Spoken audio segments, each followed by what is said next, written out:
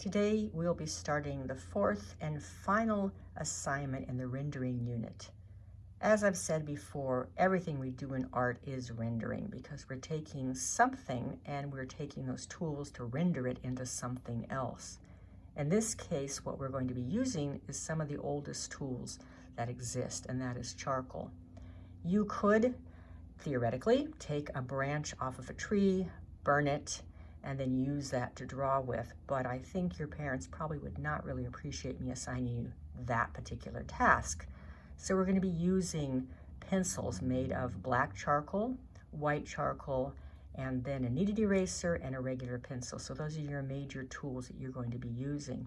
It's also a really good idea to have a pencil sharpener. Most houses have those, so you're going to need to keep your pencils really, really sharp for this assignment. If you don't have one, a knife can work, but make sure that you have permission to do that. If we were in the classroom, I would give you some other choices for charcoal. There's vine charcoal, compressed charcoal, and many other kinds of charcoal. But just for the ease of what we're doing now, we're just going to use the pencils. I can hear some of you now saying, not another still life. But as I said before, those are really, really great things for you to learn from. So yes, we're going to do a still life, and this one is going to be a fall theme subject. So you can see a nice shiny pot up there, a little white cloth underneath, a brown cloth in the back, and some pumpkins, a couple of gourds, and a couple of squash. Everything is real except for the squash lying on the left-hand side with the crooked neck. That one is fake.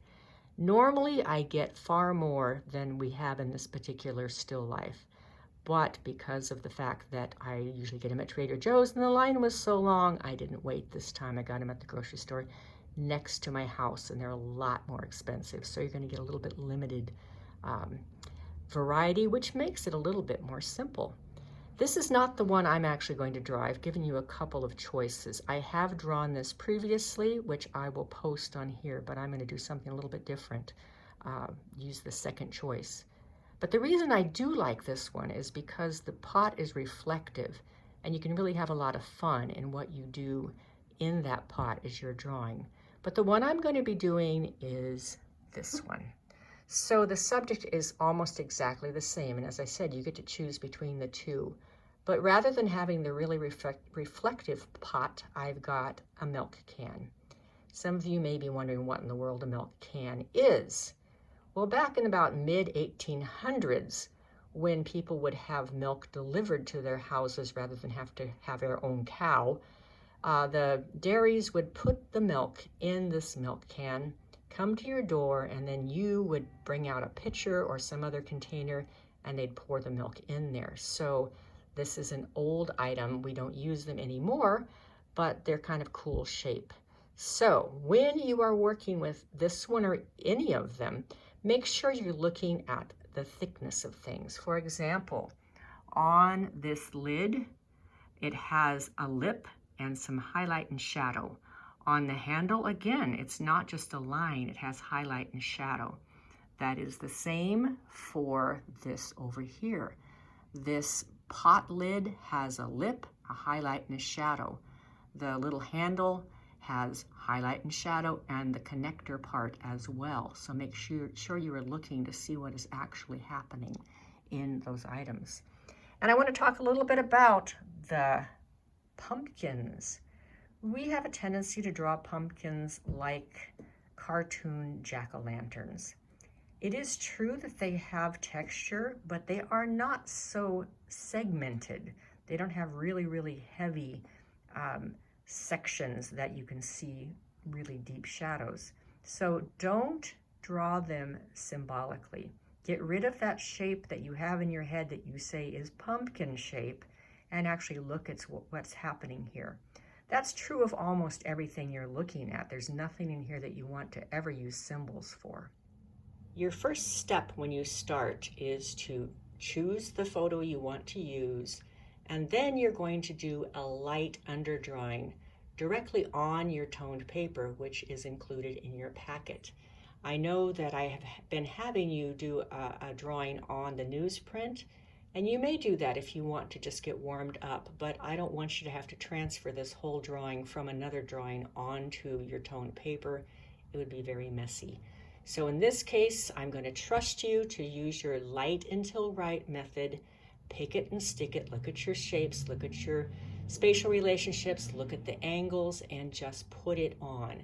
But it's really very, very important that it's light until right with absolutely no shading on this particular stage. So as you can see, I have everything on here. I drew it rather quickly, then I had to go back in and make some corrections because I had some things completely in the wrong spot. So you want to look to see how far away things are, how they fit together. Notice how when something is closer to you, the bottom of it is going to appear farther down for the most part. So look at all those shapes. As I said before, everything has depth to it. So right now, my handle is just a line, but it won't be when I start shading. So put everything that you think that you need in here, but again, no shading. Make your corrections before you start. You just want to get things in as they are. Try not to make your lines hard at all. On this particular pumpkin, my line is as hard as it should be because the darker it is, the harder it's going to be for that to kind of disappear as you start using your charcoal.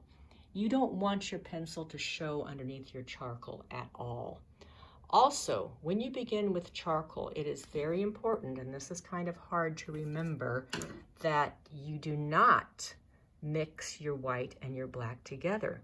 You've got your medium tone here as the toned paper, so that needs to show through. You're not covering up all your toned paper because that's your medium value. So the whites should stand out and the blacks should recede back in shadow, but your middle ground will be that toned paper. Sometimes just to add a little bit more value on it, but not cover it up, you just barely touch the surface with your white and your black. You'll see that as I progress in my drawing.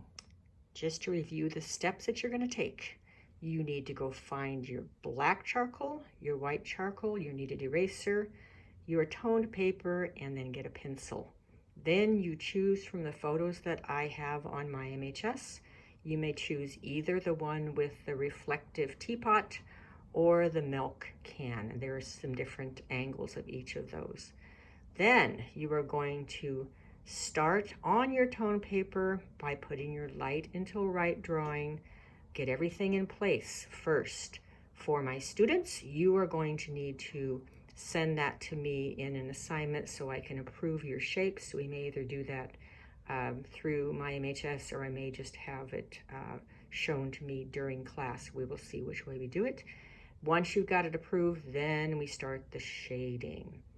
I'll be ending this with my sample of the artwork that I did previously with the shiny pot, and that way you can look at what that looks like when it's finished.